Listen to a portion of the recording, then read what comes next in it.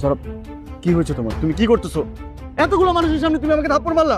বিশ্বাসঘাতক, প্রতারক। আজকে আর একটা কথাও না।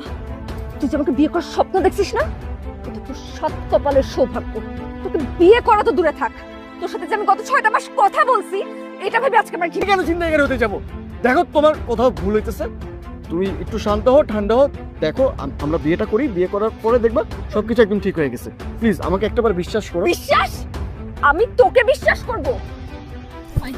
বিশ্বাস তো করছিলাম আমি। আঘাত লাগছে বিধায় তুমি কথাগুলো বলছো, তা নাহলে হয়তো তুমিও কিছুই বলতে না। আমি জানি আমি প্রতারক, আমি সৎ। প্লিজ একটাবার। এক মিনিট বাবা, আজকে ওকে বলতে দাও। বল, তুই কি বলবি বল।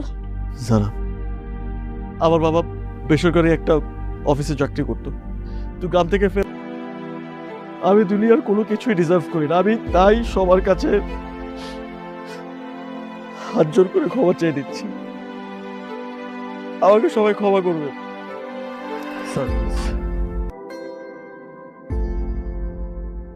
পৃথিবীর সবচেয়ে থেকে বিশ্বাসঘাতক মানুষটাকে জানিস? নিজের কাছের মানুষ।